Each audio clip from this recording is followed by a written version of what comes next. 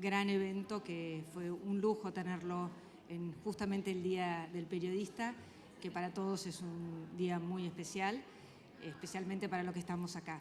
Mi nombre es Gail Scriven, soy prosecretaria general de la Nación, nombre difícil si lo hay, así que los desafío a pronunciarlo, fue parte de mi karma.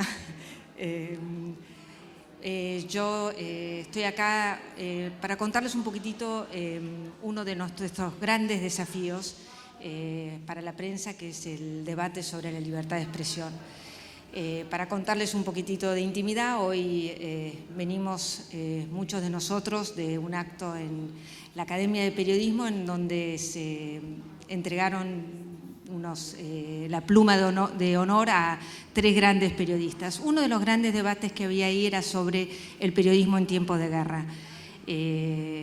Premiaron, entre otros, a Elisabetta Piqué, que fue nuestra corresponsal en Ucrania. Se debatió mucho sobre la necesidad de estar en el lugar de los hechos, cómo cubrir una guerra cuando hay tantos peligros sobre el terreno.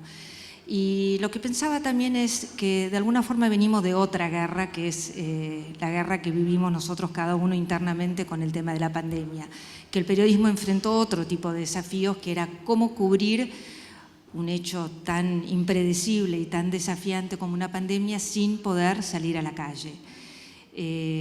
Yo creo que en estos 2 casos está claro el rol del periodismo, la importancia del periodismo y del rol que tenemos. ¿Qué está pasando en el mundo en este momento? ¿Qué está pasando en la Argentina? Para esto tengo un panel de lujo en el cual todos los que están acá tienen un rol central en la lucha para defender este pilar de la democracia, que es la libertad de expresión. Así que los invito a cada uno a presentarse y contar un poquitito su rol en esto, y después empezamos con algunas preguntas. Bueno, muy bien. ¿Cómo les va? Muy buenas tardes. Un gusto compartir este espacio con todos ustedes. Mi nombre es Paula Moreno, soy presidenta de FOPEA, soy, por supuesto, periodista y presidenta de FOPEA, vamos en orden. Y realmente este es un tema que en particular a nosotros nos inquieta, nos preocupa y nos ocupa.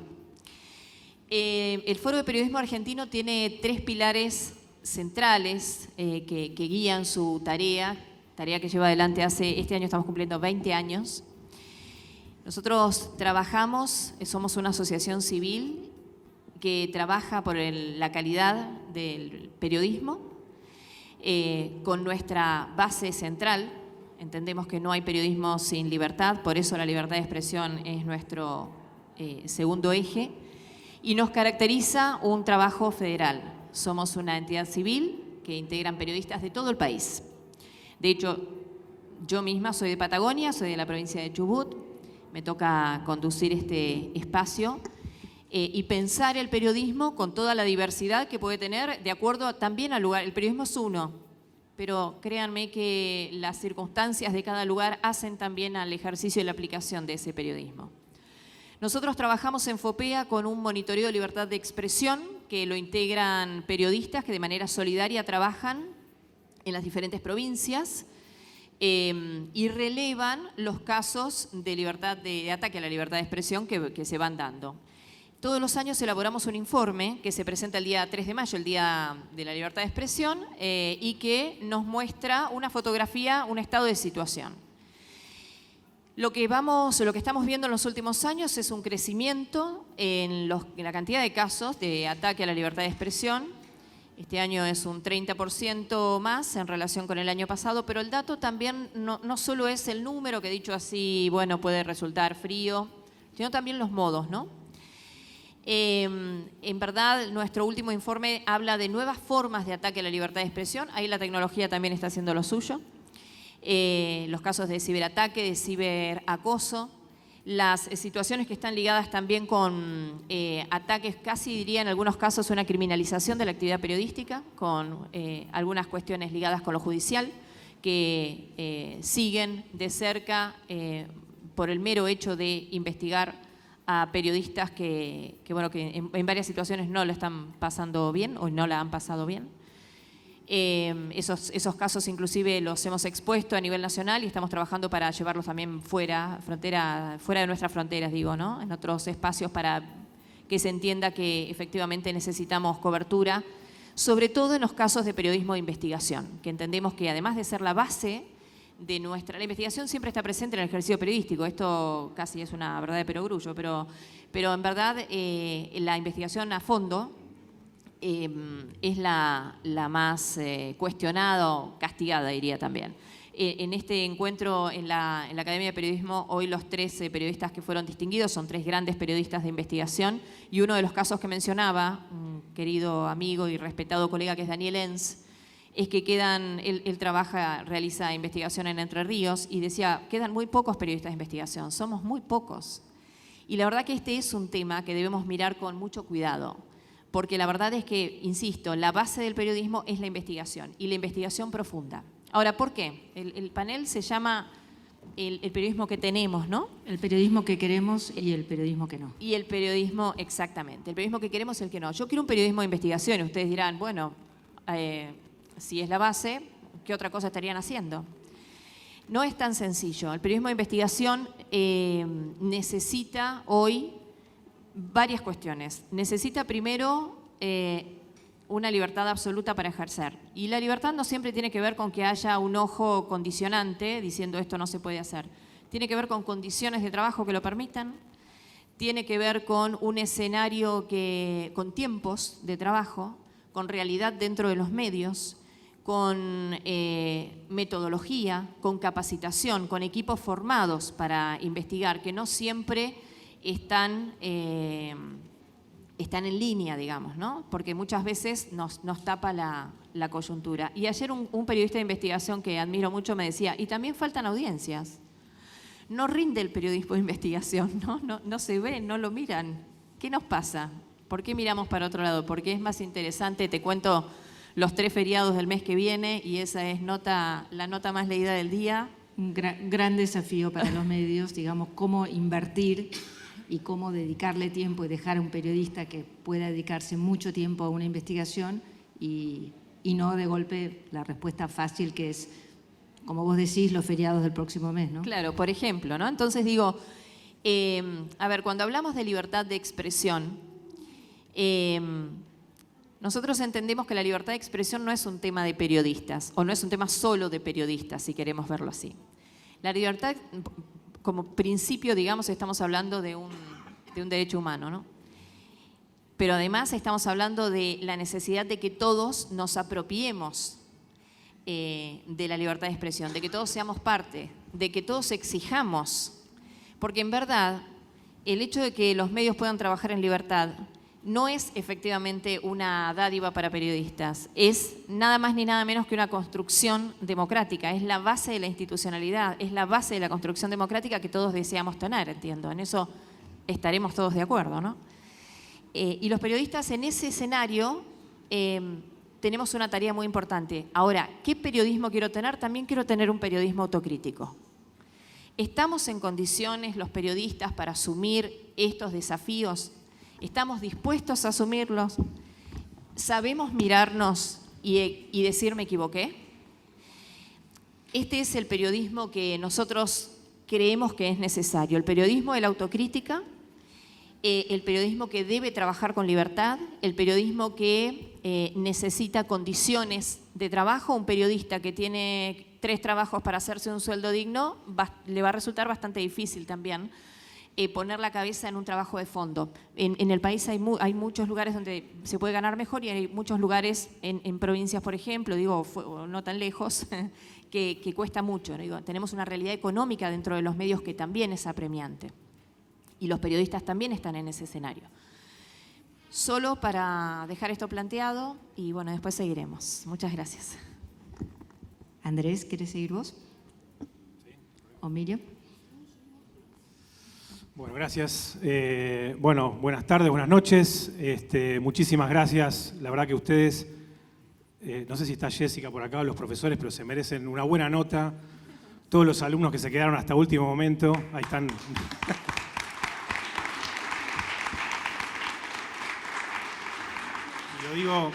Y lo digo conociendo mucho a la institución y a las personas de la institución, hace muchos años que me convocan, antes por FOPEA, estaba como director ejecutivo de FOPEA, y ahora en ADEPA, que es la Asociación de Entidades Periodísticas Argentinas. Yo, como sabía que tenía un día largo, que arrancaba ahí en la Academia de Periodismo y con muchas otras reuniones, me traje algunas líneas anotadas que seguramente no voy a consultar, pero sí quería contarles un poco del trabajo de ADEPA y algunas ideas que plantea ADEPA en relación con los tópicos que se tocaron a lo largo del día, no solamente en este panel, sino que sé que estas actividades que genera la UAI son muy relevantes en función del pensamiento crítico que los estudiantes tienen respecto de la profesión y de todas las oportunidades laborales que esperemos que siga teniendo la profesión. Así que bueno, agradezco por supuesto a Jessica, a Román, no sé si anda por acá Juan Mascardi, ¿estuvo por acá? Ah, bueno. Director de la carrera en Rosario.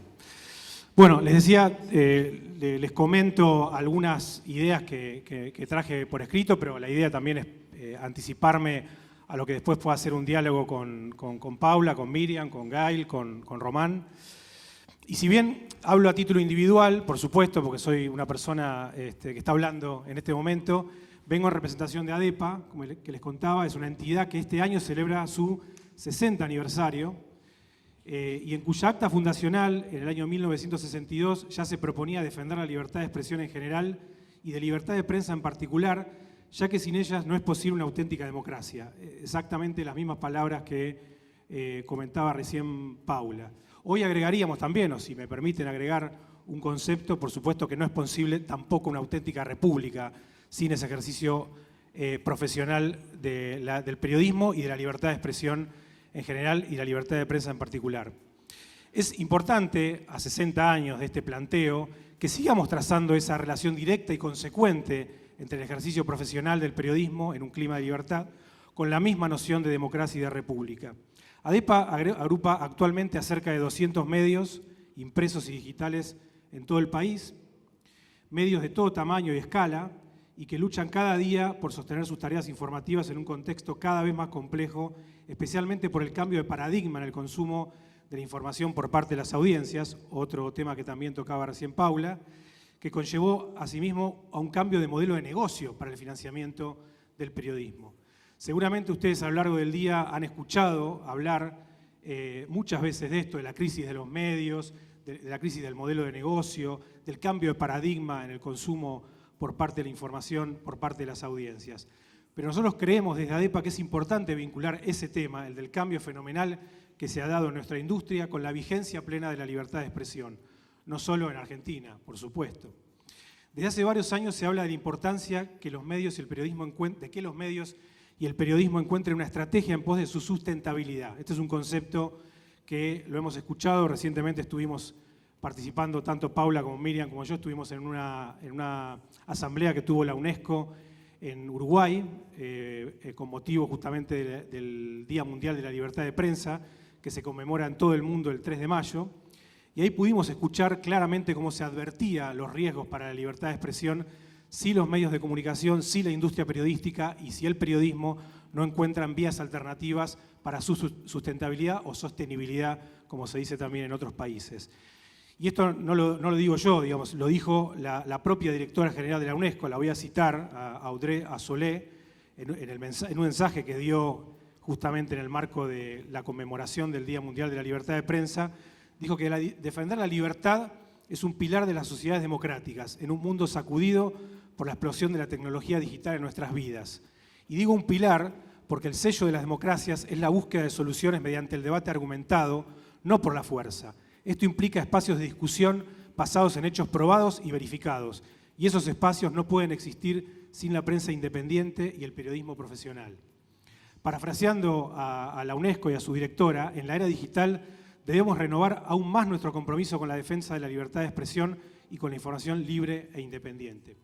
En este mismo sentido, quiero leer también, y perdonen si me voy al texto escrito que me traje, pero creo que el último informe que emitió ADEPA en marzo, cuando fue su junta de directores, condensa en gran medida todo lo que nosotros queremos señalar respecto de la situación de la libertad de expresión y las estrategias que debe buscar la industria para su sustentabilidad.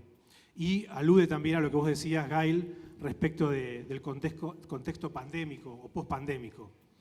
En ese contexto, en el que a nivel local se agudizan las divergencias políticas profundas y los problemas económicos estructurales en Argentina, el periodismo de nuestro país siguió tratando de aportar su papel de brújula, de ordenador y de traductor.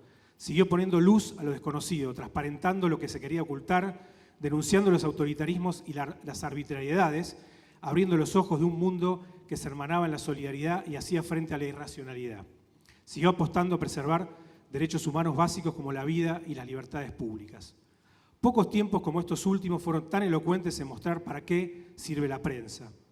Con sus errores, incluso con sus desvíos, pero tratando de sobreponerse desde los simples hechos a la propaganda y la desinformación, confrontando esos hechos con las burbujas de sentido, con la polarización algorítmica, con los sesgos de confirmación tan instalados en nuestros días, procurando informar con precisión y opinión, con rigor, procurando informar con precisión y opinar con rigor, aún desde distintas miradas editoriales. La mejor prueba de que esto importa y molesta, es que la prensa se sigue enfrentando a los desafíos tradicionales de la censura, de la persecución y hasta de la violencia, como vemos en la invasión a Ucrania por parte de Rusia y la consiguiente catástrofe humanitaria que se está produciendo en esa zona y en ese país. Pero también hay graves situaciones en latitudes más cercanas de América Latina, como son los casos de México y Nicaragua, con periodistas asesinados, periodistas exiliados, apresados. No es casual que la represalia sea por lo general contra periodistas o medios y no contra las plataformas o las redes sociales. Los hechos, las personas en el lugar de los hechos, las opiniones basadas en los hechos siempre son más molestas que los memes, los videos virales o las noticias falsas. Para cerrar solamente esta primera intervención, cierro con esta idea. El trabajo periodístico continúa siendo imprescindible para las democracias nacionales y para el equilibrio global. Por eso debemos denunciar lo que sucede en aquellas latitudes y también señalar cualquier atisbo local, ya sea a nivel nacional, provincial o municipal, que tienda a debilitar o estigmatizar al periodismo. No porque nuestro trabajo no sea discutible, y esto es muy importante remarcarlo en este contexto y en este día, sino porque debe ser respetado como insumo del debate ciudadano, que es lo mismo que señalaba Paula.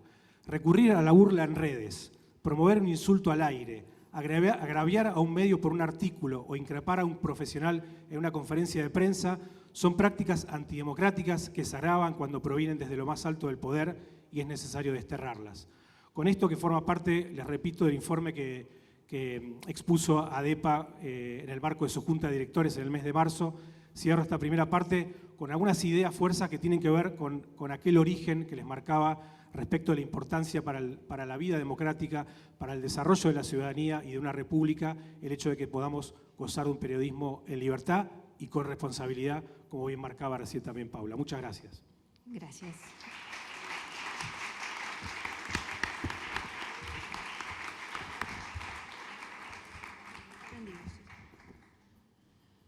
Buenas noches, muchas gracias por la invitación. Yo soy una habitué de las charlas, de las actividades de la UAI. Y es verdad, hemos coincidido con Andrés y con Paula en Punta del Este en el encuentro por el Día de la Libertad de Expresión de la UNESCO, que fue el 3 y el 4 de mayo la actividad.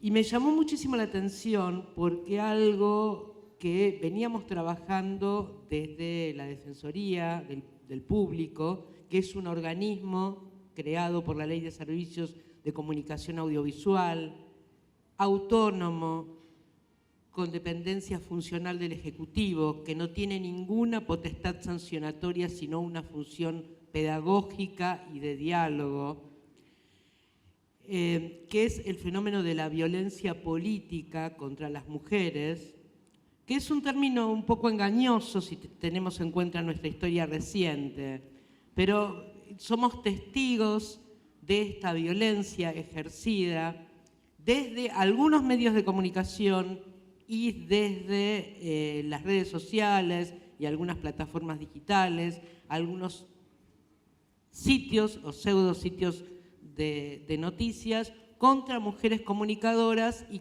contra toda aquella mujer que desde la política o del activismo social o desde una ONG se manifiesta fuertemente a favor de determinados derechos que son cuestionados, ¿no?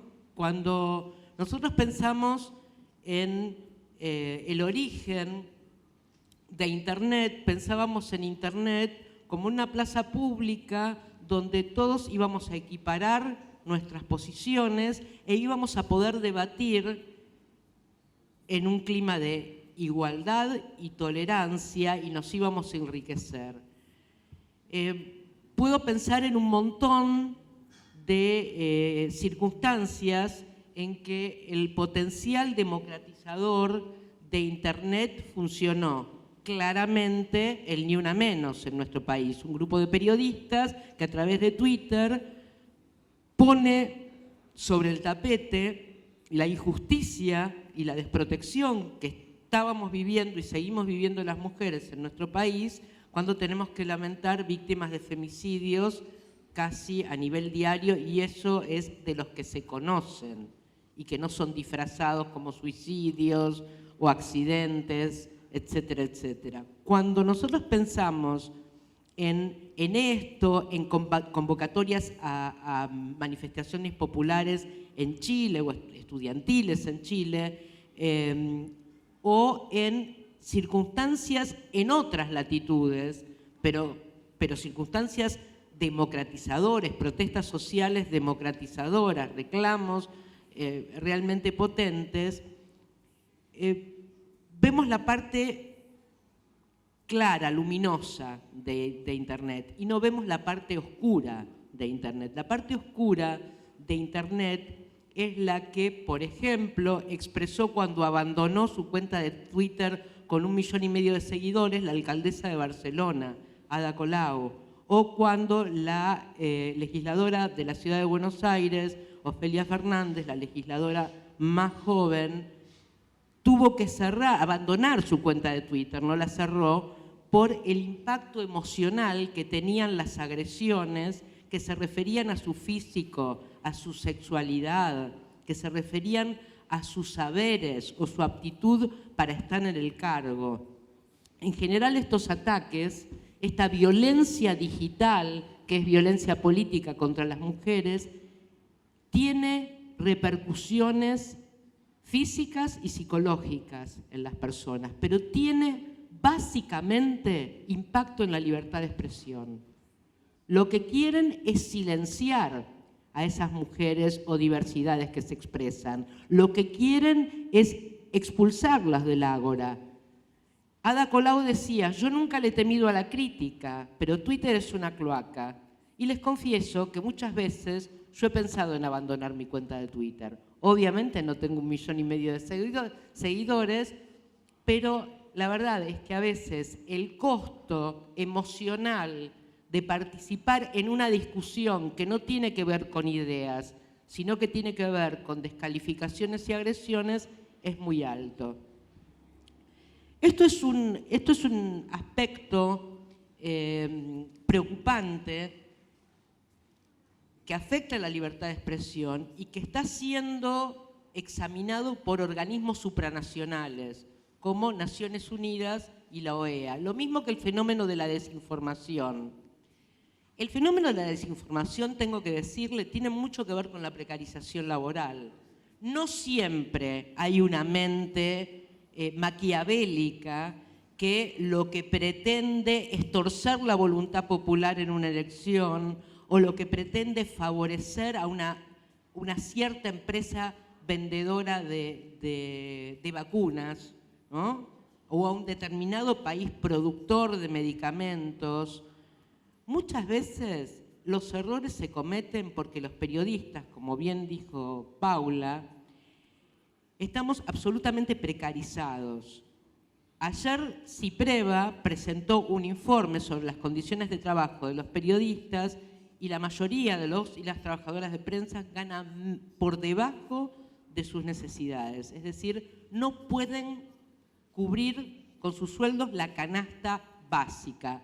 Esto motiva el pluriempleo. Cada periodista tiene 2 y 3 trabajos si tiene suerte de estar empleado, si no tiene que atender un kiosco o trabajar de camarero en un restaurante o camarera en un restaurante. Entonces, si uno sale a la mañana y tiene que cubrir un accidente, después la mandan a la conferencia de Gabriela Cerruti en la Casa de Gobierno, después tiene que ir a cubrir un acto político, después una protesta enfrente de una escuela porque no tienen calefacción, y así. La verdad es que es imposible, y después tiene que ir a entrevistar a un científico que descubrió una posible cura contra el coronavirus.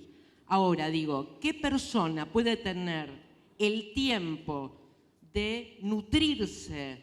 Siempre está este chiste de que los periodistas tenemos un océano de conocimientos con 1 centímetro de profundidad. ¿Cómo alcanzamos los 5 centímetros necesarios para una cobertura periodística responsable si estamos mal pagos? Si tenemos que mirar el reloj o el celular para llegar de una empresa a otra que encima ni siquiera nos da estabilidad laboral, sino que tenemos que facturar, figuramos como proveedores, como colaboradores. Yo les voy a decir una cosa, cuando yo era joven, no hace tanto tiempo, bueno, en los años 80, los colaboradores eran, por ejemplo, los médicos que esporádicamente escribían una columna, los nutricionistas, los expertos en jardinería o los veterinarios. Siempre en la nota principal se acompañaba una columna que escribía un colaborador, que era un especialista en la temática que se tocaba. Ahora no. Ahora todos los periodistas figuramos como colaboradores y entonces no tenemos estabilidad laboral. Y si después queremos hacerle juicio a la empresa que nos mantuvo en esta situación irregular durante varios años, la justicia laboral está tardando de 6 a 7 años en fallar. Al final falla, pero tarde, mal y nunca. Cuando nosotros desde la Defensoría pensamos en esto, pensamos en cómo proveer a los y las colegas de las herramientas para que no cometan errores, para que no caigamos en eso de la desinformación, que muchas veces hay especulaciones conspirativas paranoicas acerca de que hay una gran mente, probablemente propietario de una gran empresa, mediática o no mediática, que está detrás de la desinformación. Muchas veces los errores se cometen porque no hay tiempo de estudiar, no hay tiempo de informarse, no hay tiempo cuando uno va a cubrir una causa judicial de leer el expediente, no hay tiempo de consultar más de una fuente. Desde la Defensoría, para celebrar el Día del Periodista, ustedes lo tienen a la salida, les vamos a dar este pequeño acordeón. Aquí tenemos las recomendaciones que con especialistas de todas las temáticas elaboramos en la Defensoría del Público para evitar errores, para reducir el daño. Tenemos recomendaciones para temáticas tan diversas como suicidio, Malvinas, niñez y adolescencia, pandemia y vacunación, la cobertura de la comunidad gitana, dictadura y proceso de memoria, verdad y justicia, etcétera, personas mayores. No hay que decir más nuestros queridos viejos, nuestros pobres abuelos, porque hay muchas maneras potentes de envejecer. Nosotros pretendemos, ustedes que van a ser periodistas, por lo menos en su mayor parte, pretendemos estar al servicio de ustedes. La Defensoría del Público es quien desea promover una auténtica libertad de expresión, y una libertad de expresión que incluya a todos y todas nosotras, como bien dijo Paula. Nosotros nos tenemos que apropiar de nuestra libertad de expresión como un derecho. El derecho a la comunicación es un derecho humano y la comunicación no es una mercancía. Y la comunicación tiene que estar en manos de los grandes medios y de los pequeños, de los medios sin fines de lucro, de los medios comunitarios, de los medios cooperativos, que garantizan, y esto no es un invento populista, no es un invento de la Argentina, esto es un invento con un enorme potencial democratizador, y que es defendido por Antonio Guterres, que es el secretario general de las Naciones Unidas. En este momento los medios comunitarios en la pandemia, no solo en la Argentina, sino en todo el mundo, la están pasando aún peor que los medios convencionales, porque su subsistencia está siendo amenazada. Ya no existe más el almacén de la esquina o el supermercadito de barrio que les ponía un anuncio. Por eso es muy importante que estos medios sean sostenidos desde el Estado, porque son las voces de todos y todas. Y con esto termino. Una iniciativa que estamos apoyando desde la Defensoría es la reglamentación urgente de la Ley de Equidad de Género y Cupo Trans en los medios de comunicación. Una ley que va a regir para los medios públicos, pero que va a tener también la posibilidad de que medios privados, si alcanzan la equidad, y la equidad no quiere decir 50% y es progresiva, no la vamos a lograr el año que viene, pero hacia allá vamos. Ayer fui a un programa de televisión de un canal supuestamente muy progresista y en la mesa los que opinaban eran 7 varones y una mujer.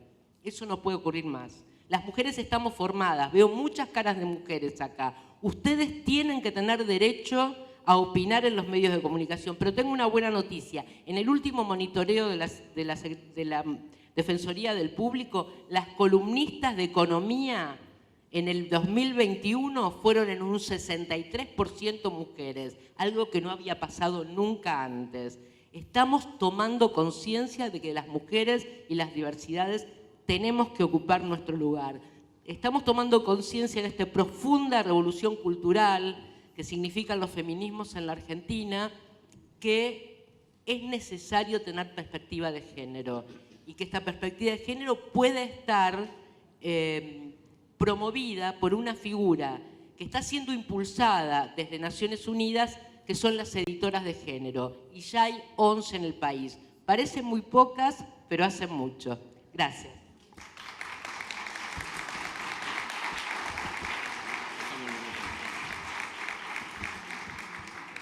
Muchas gracias, Miriam. Bueno, me presento. Mi nombre es Román Tambini, soy decano de la Facultad de Ciencias de la Comunicación. Felicito aquí a quienes nos visitan y a quienes lo han hecho durante todo el día. Y, por supuesto, a todos ustedes, profesores, alumnos y personas que nos visitan. Estoy tentado de decir que la libertad de expresión, y no sé por qué, pero lo voy a fundamentar, es como la felicidad. Es un estadio al que tenemos que propender. Hay que buscarlo y hay que construirlo. Siempre hay vectores que cercenan, que marcan, que limitan. La familia. Ustedes son muy jóvenes, pero ellos saben de qué hablo cuando alguien dijo esto no se dice, esto no se hace, esto no se toca. Cuidado, la cultura sabe castigar. Es más, ustedes saben muy bien, y ellos también, que cuando una persona se rebela contra lo dado, lo establecido, pasa a estar solo. Entonces, la libertad de expresión hay que lograrla de la mano del respeto, de la consideración y fundamentalmente desde la diversidad ideológica y cultural. Si nosotros no somos capaces en tantos ciudadanos de respetar al otro que dice, al otro que se presenta, ¿cómo vamos a poder creer que después, cuando llevamos eso a un trabajo, en este caso el mundo periodístico, eso se podría recrear? Lo segundo es, ¿qué pasa con la facultad? Todos los profesores de la Facultad de Ciencias de la Comunicación recorren el arco ideológico. Todos nosotros, incluido quien les habla que da clases, ¿está dispuesto a que un alumno le diga se equivocó, eso no es así, no estoy de acuerdo? Qué silencio, ¿no?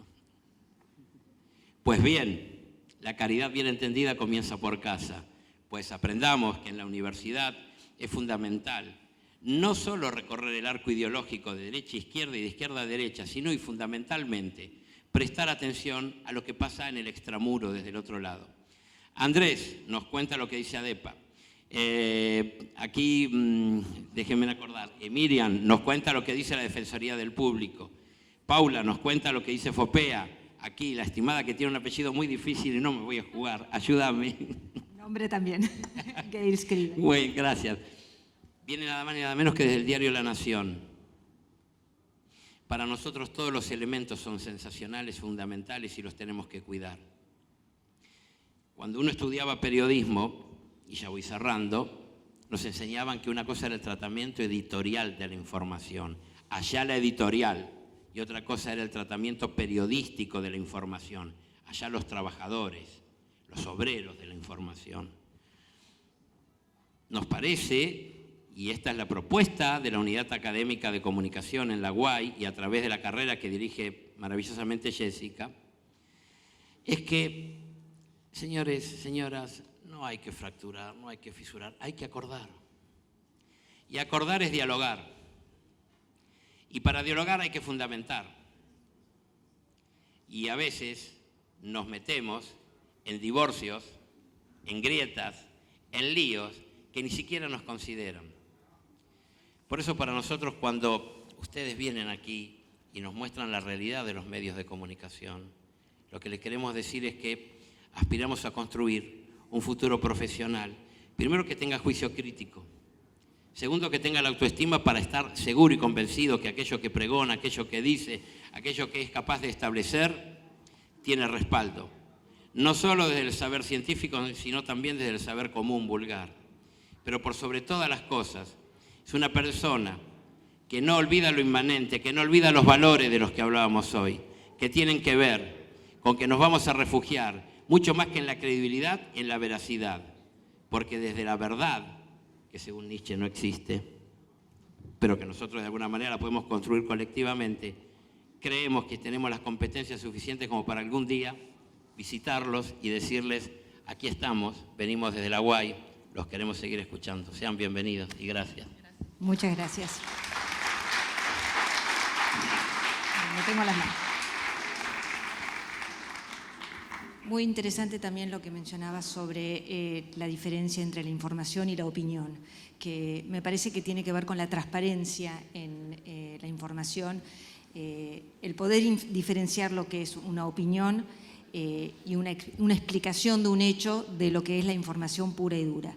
Y retomo ahí algo que hablaba Paula hace un rato y que lo conversábamos también antes. ¿Están los periodistas de investigación los mayores en riesgo? Eso es un poco lo que mencionaba también Andrés. ¿Por qué está pasando esto? ¿Cuáles son los principales riesgos de quedarnos sin un periodismo de investigación? Bueno, creo que está pasando en parte por lo que mencionaba antes sobre las condiciones del periodismo de investigación, ¿no? El periodista de investigación necesita metodología. El periodismo de investigación es un periodismo de paciente, metodológico, de temple, y necesita condiciones para desarrollarse. Y en el medio la vida continúa, también para los medios, ¿no? Y también creo que hay ahí un tema de las audiencias. Creo que hay audiencias o hay narrativas que es necesario adecuar. Hay que hacer más atractivas las investigaciones o mostrarlas. No el eje de la investigación, el hecho noticioso, el qué motiva, por qué entiendo que este hecho merece una investigación mayor, creo que no ha tenido mayores modificaciones, pero el cómo lo contamos y cómo llegamos a las nuevas audiencias quizás ahí haya mucho por hacer. Hay también un hartazgo, yo creo que también tiene que por ahí que ver con la pospandemia. Hay un hartazgo, la gente está un poco agobiada de, digamos, tanta crisis, tanta pandemia. ¿Tiene que ver también con eso, consideran? Puede ser en esos temas, en esas agendas, pero no sé si en las otras agendas que forman parte de la vida cotidiana de cualquier sociedad. Da un poco de vergüenza hablar de periodismo de investigación al lado tuyo, Miriam, que has tenido grandes investigaciones en la Argentina. Y debo decir que me estoy devorando yo, ¿sí?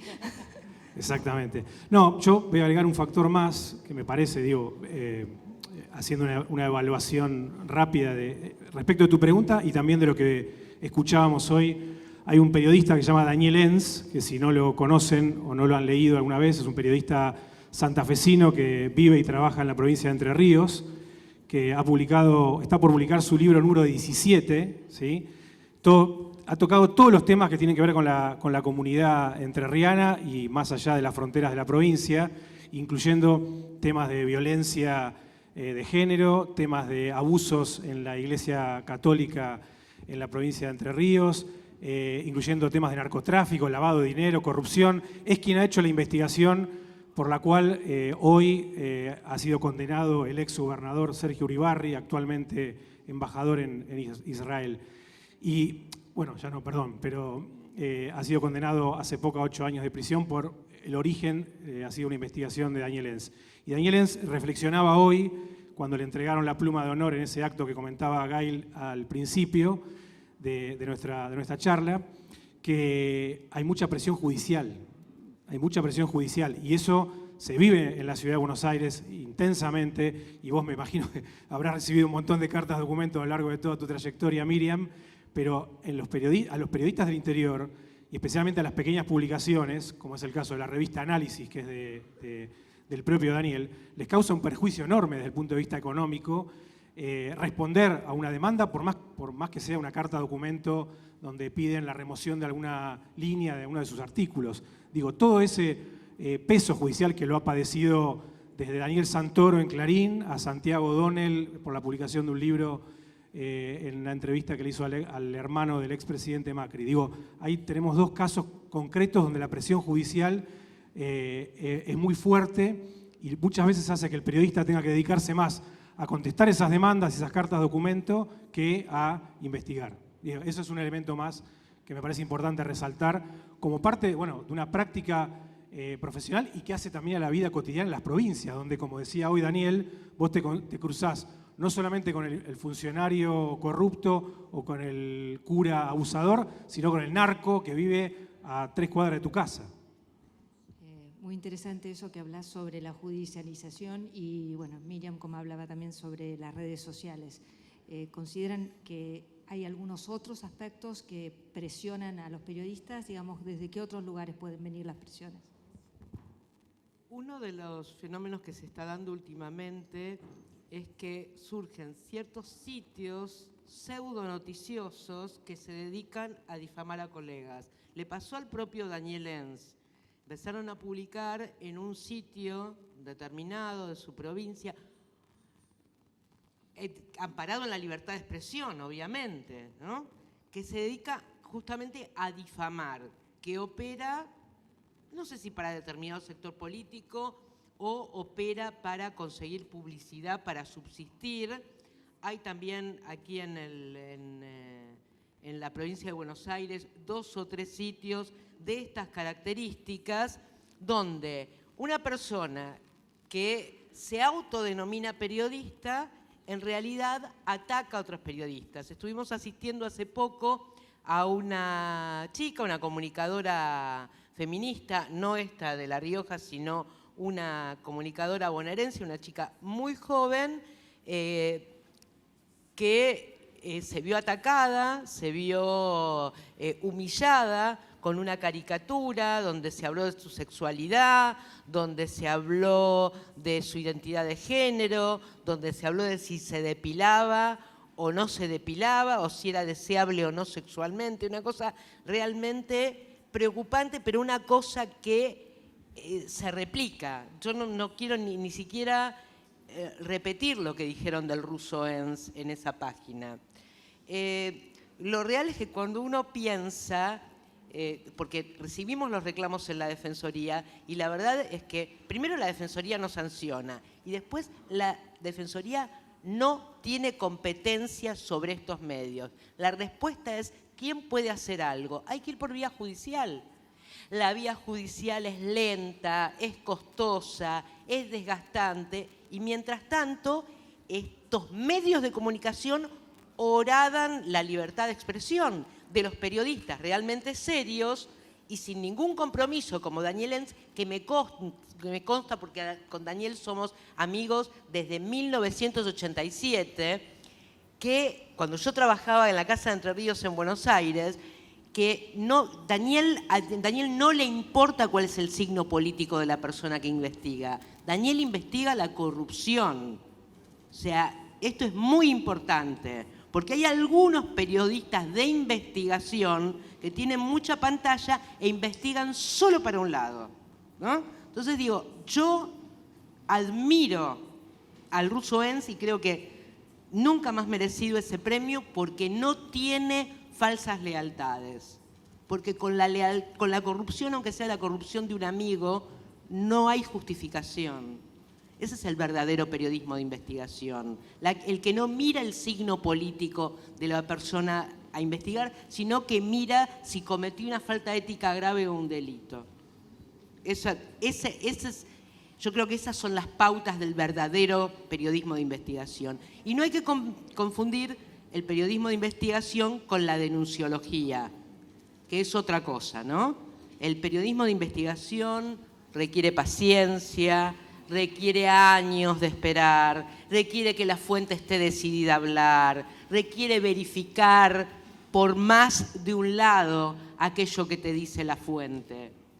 O sea, a veces uno tiende, como en las redes sociales, a ponerle me gusta a una investigación, pero esa investigación no está bien fundamentada.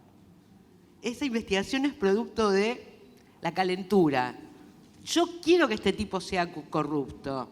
Yo no sé si ustedes vieron, y si no se las recomiendo calurosamente, una película que se llama Solo la Verdad, Truth en inglés. Es sobre un equipo del programa 60 Minutes, formado por una productora y un conductor, que querían evitar que George Bush ganara las elecciones. Entonces fueron a los récords militares y querían probar que estaban fraguados, ¿no? No que estaban fraguados, que su conducta militar había sido reprobable, pero que por ser hijo de un presidente lo habían favorecido. Bueno, cuando pasa el documento por la pantalla, muy brevemente y no acentuado por la estructura dramática, yo le digo a mi marido, eso es impublicable. Y mi marido en ese momento no me dio bolilla, y cuando termina la película me dice, ¿cómo te diste cuenta? Le digo, si después de 25 años de hacer periodismo de investigación, una carta fotocopiada de un tipo que está muerto y la firma no es original, eso no es periciable, eso no se puede publicar como prueba. Pero la calentura, esta gente era demócrata, obviamente, muy progresista, no quería que ganara un republicano, lo llegó a publicar y fue el fin de la carrera de la productora y del conductor. Eso no pasa en la Argentina. Se vuelve de cualquier historia aquí en la Argentina. Y a mí me parece mal. A mí realmente me parece mal. Para mí, la calidad, la excelencia de la documentación que vos presentás en una investigación es muy importante. Y por eso lo respeto al ruso, porque el ruso tiene paciencia. Paula. Yo quiero agregar contarles una experiencia que me parece que grafica un poco a dónde va el ataque al periodista, ¿no? Que básicamente es esto de silenciar, como decía Miriam, o promover la autocensura. Nosotros, como les decía, tenemos un monitoreo de libertad de expresión en FOPEA que lo forman periodistas que trabajan de manera solidaria y que están en todo el país. El valor de este monitoreo es que los periodistas están en terreno. No hay un periodista monitoreando a la distancia, digamos, ¿no? Conoce la idiosincrasia de su lugar y a los actores. Tuvimos un caso en el sur, en una provincia del sur, de un colega que trabaja en investigación y que de forma reiterada en redes empezaban a publicar imágenes no de él, además de que había una situación de hostigamiento sobre sus investigaciones, de reproche, y poco fundado igual, no es que había un reproche porque se entendía que esto estaba mal dicho, que no se ajustaba, digamos, a la realidad, sino que la verdad que eran, todo el tiempo era casi una situación de acoso, ¿no? A veces esa es otra cuestión, las plataformas. Cuando uno va a repasarlas, quién te está diciendo que sos tal o cual, son en realidad cuentas con 3, 4 seguidores, 20, 50 en el mejor de los casos, ¿no? Esquemas organizados para el reproche, lo voy a decir de manera elegante. Sí, para agredir, sí, pero básicamente es eso, ¿no? Para generar, para atacar la credibilidad, que es nuestro principal capital. En este caso puntualmente, bueno, este colega lo dejó pasar casi como entendiendo que eran las reglas de juego, pero en un momento empezaron a aparecer caricaturas de su familia, pero en situaciones cotidianas. La familia comiendo en una caricatura de su casa, de su mesa familiar, de la salida del colegio de los chicos. Entonces dijo, bueno, hasta acá, ¿no? Yo me banco porque sé que son las reglas del juego, pero a mi familia no. Entonces intervenimos. Dijo, yo no quiero hacer, porque eso nos pasa también, no quiero exponerlo demasiado porque siento que además hasta puede ser perjudicial. ¿Cómo podemos intervenir sin que esto escale?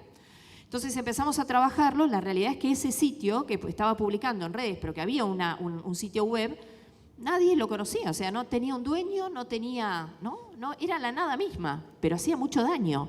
Y en un pueblo, que no era tan pueblo, era una ciudad donde esto sucedía, la verdad es que iba escalando y la gente entraba para ver si reconocía al nene. Era una caricatura, no era una foto, pero era el nene. Estaba perfectamente descrito. Entonces empezamos a trabajarlo y no había manera de dar, inclusive el dominio era un dominio falso, empezamos a trabajarlo de manera cruzada. Nosotros, en ese caso lo trabajé con Mariana Muriel Fernández, que es una colega que estaba en nuestra comisión directiva de Villa Langostura, que nos acompañó y falleció el año pasado. Y lo trabajamos cruzado, ella iba por un lado, yo iba por otro, no era ninguna de nuestras provincias, no queríamos exponerlo a él. Entonces llegamos, revisando, a encontrar un aviso muy pequeño del gobierno de esa provincia. Y entonces dijimos, bueno, alguien tiene que haber contratado esto, ¿no? Y llamamos y nos comunicamos con la gente de información pública de esa provincia. Primero lo desconocieron, le dijimos, pero ¿cómo? ¿Alguien publica? Podría ser, ¿no? Digo, quizás alguien había publicado eso también para hacer daño. Utilizamos el esquema de acceso a la información pública y solicitamos un registro, si estaba dado el alta como proveedor de algún sitio, algo compatible con esa razón social. Efectivamente existía y de pronto desaparecieron los agravios. ¿Qué quiero decir con esto? Que hay mucha creatividad para el mal, como primera gran cuestión. Pero también tenemos que ser creativos a veces para ver cómo contrarrestamos esto. Ahora, el Estado no puede contratar con alguien.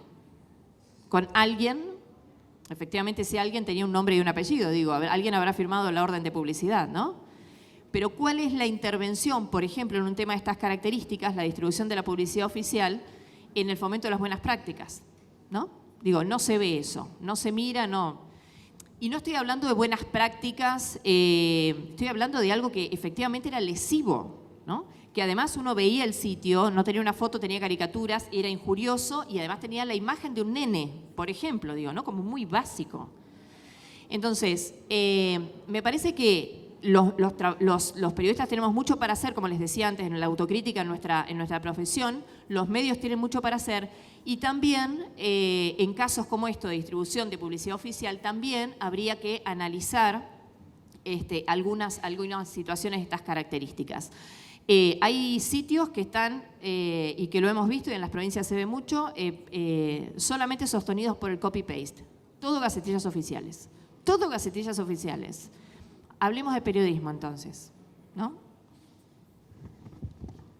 Sí, perdón. Sí. No, y además hay muchos medios que sustraen información elaborada por otros medios. Es decir, hay muchos portales que recortan y pegan información porque lo que hacen es alimentar la maquinaria y si la nota funcionó bien en el otro medio, puede funcionar bien en este, pero no es producción propia.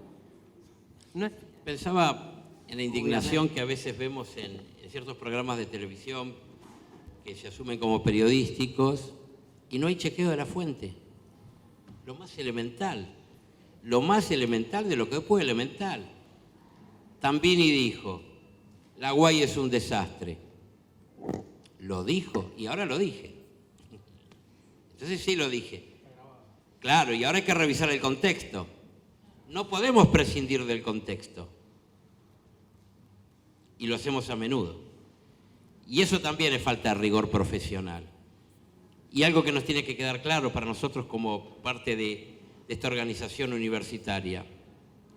No nos amparemos en los defectos que pueda tener esta profesión, como cualquier otra, para no hacer las cosas bien. Porque eso también abre un marco de bastante inescrupulosidad para que si Juan, Josefa, en tal canal, en tal diario, en tal radio, dijo yo también puedo. Porque finalmente la construcción de la jerarquía periodística tiene que ver con esto que están contando acá los colegas. por lo tanto a poner las barbas en remojo, desde ayer. El daño a la credibilidad como un eje. Esto me lleva también a algo que se habló en el panel anterior, que tiene que ver con el debate que se armó este fin de semana a raíz del off the record de un ministro que terminó afuera del gabinete. ¿Qué rol tiene el off the record y cuánto amenaza eso también a la libertad de expresión? De cómo tienen que trabajar los periodistas con el off the record.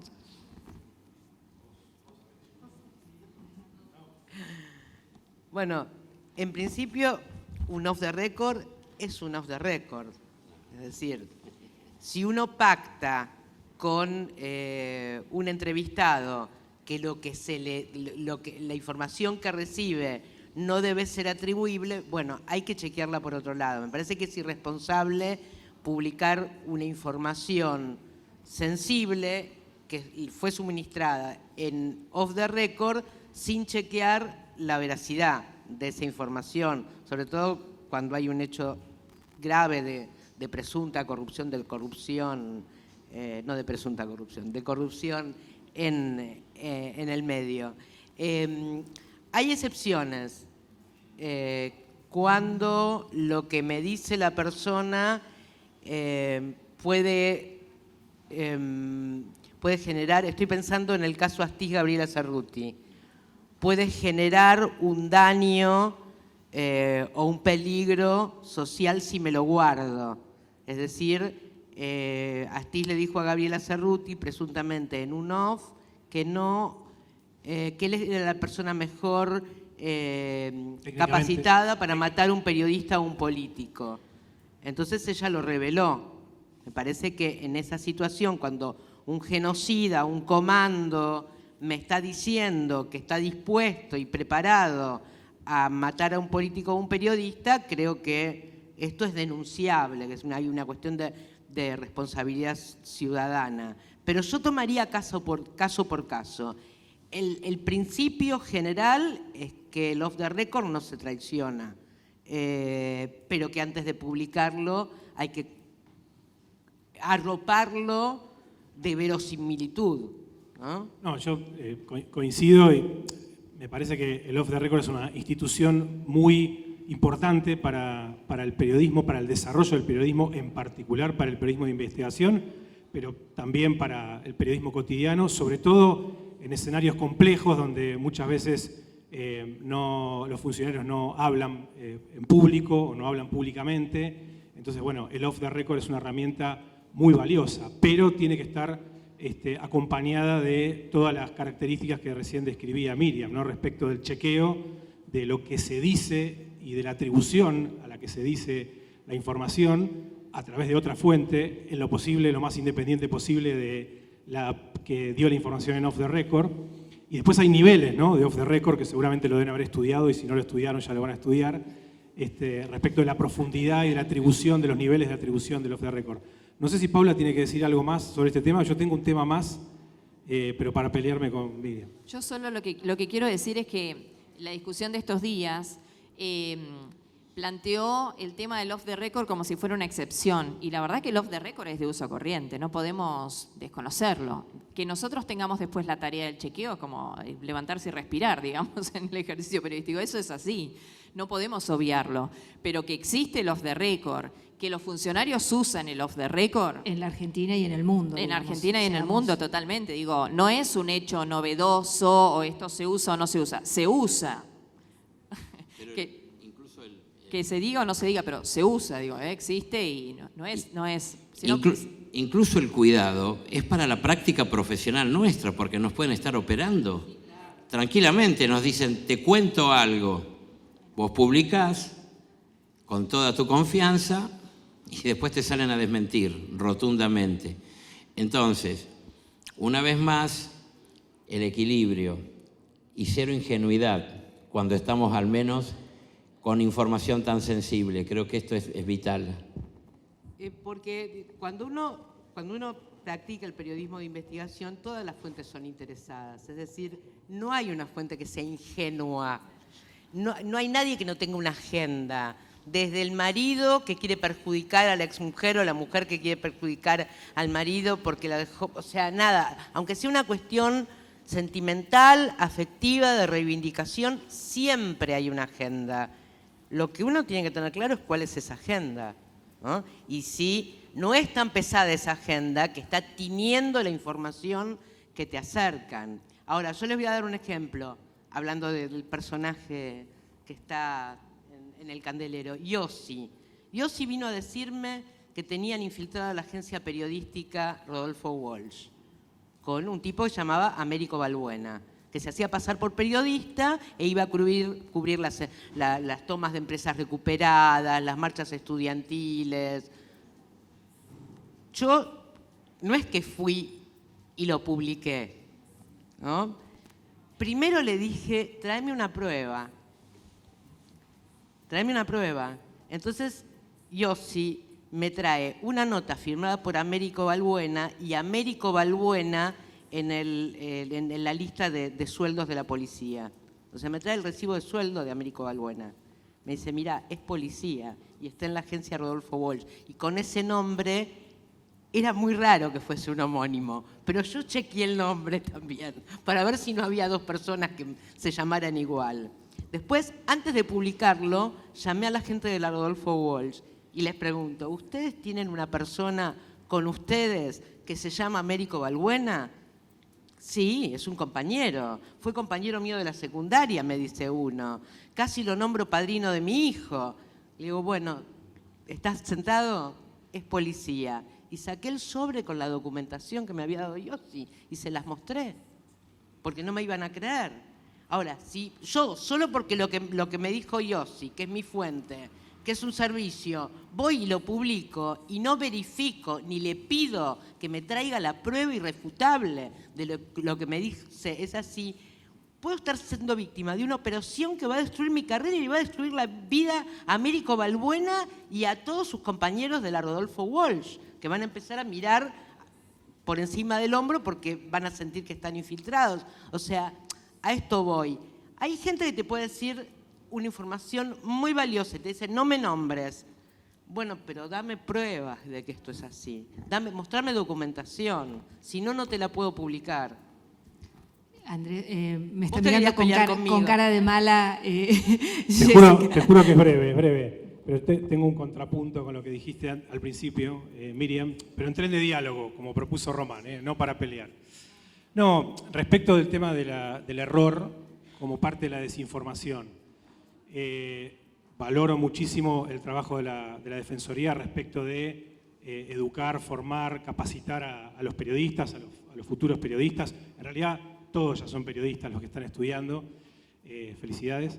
Pero no sé, me quedó dando vueltas esa idea que expresaste respecto de que podía ser tomado la desinformación, los errores como parte de la desinformación.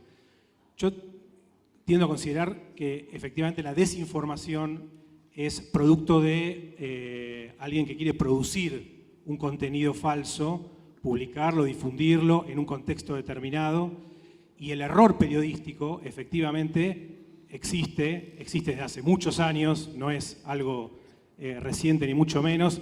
Hemos visto grandes errores en la tapa de diarios. Recuerdo uno muy famoso que fue la muerte, entre comillas, de Hugo Chávez en la tapa del País de España, ¿no? Que al día siguiente o inmediatamente tuvieron que reconocer que se trataba de un error, esa foto que inclusive publicaron. Entonces, digo, y reitero, el error, y por supuesto los invito para que dialoguemos sobre este tema, aunque Jessica nos está echando, el error forma parte de la cotidianidad, tiene que ser reconocido por el medio, hay muchos medios que lo hacen públicamente, otros no, cuando cometen un error en un nombre o en la atribución a una cita o en un lugar, pasó en La Nación también, me acuerdo hace poco.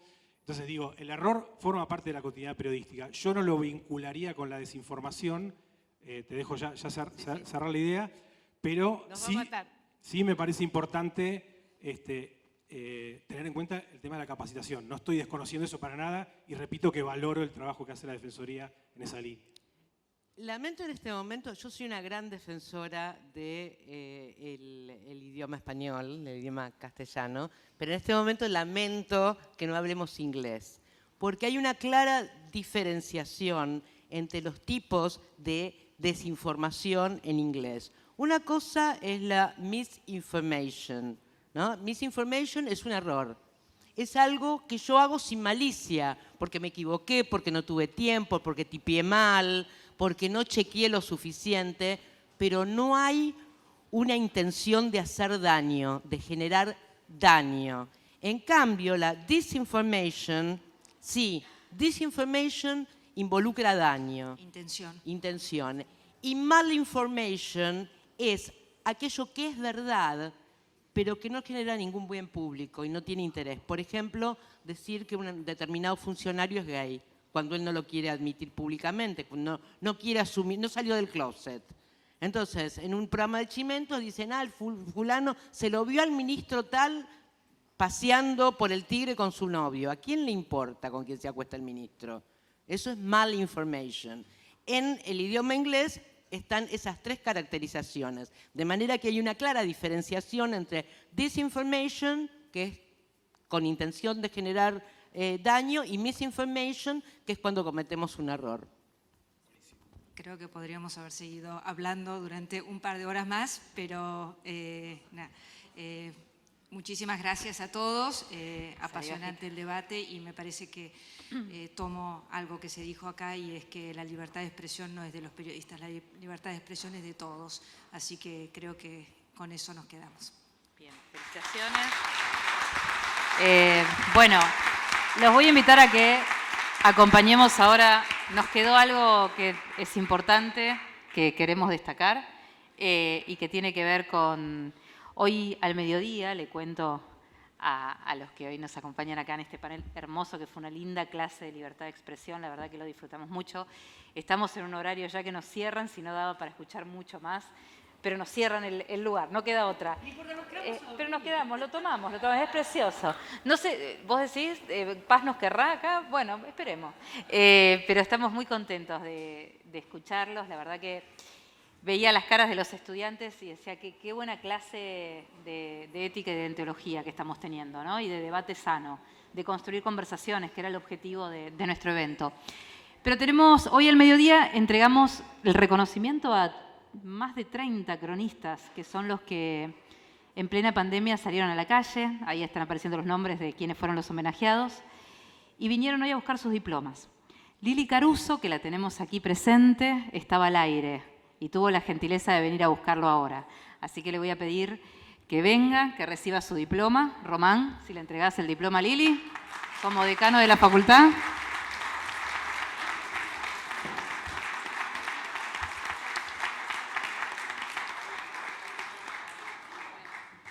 Bueno, muchas gracias.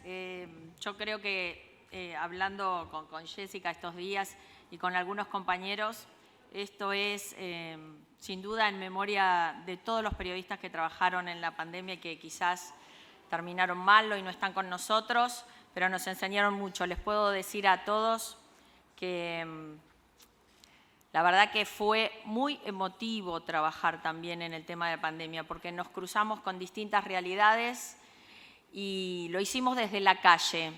Y yo soy una ferviente defensora del trabajo de la calle. Chicos, si ustedes, chicos grandes, recién empiezan, lo mejor que hay es empezar en la calle. Y sin duda me va a acompañar en esto seguro Miriam, que de esto sabe, hemos compartido calle mucho tiempo. Y ahí es donde se aprenden las cosas, realmente. Hay que empezar ahí. Ahí están las fuentes. Ahí podemos chequear fuentes, podemos chequear las 3 fuentes que necesitamos para publicar las cosas. Así que para mí es muy valioso, se los dedico también a ustedes, que recién empieza, para que hagan este periodismo de la calle que hicimos nosotros, y gracias a la Universidad Abierta, que siempre se acuerda de nosotros, de los periodistas y de los cronistas de calle. Así que no los quiero aburrir más, y gracias. Gracias.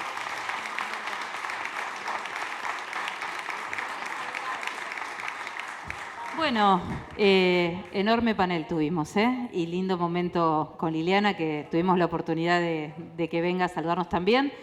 Cerramos el boliche, decano, ya hemos cumplido, tuvimos todos los paneles, pasamos por todos los temas. Gracias a todos, a todas por estar acá. Enorme Semana del Periodista, es lindo vernos, lindo encontrarnos.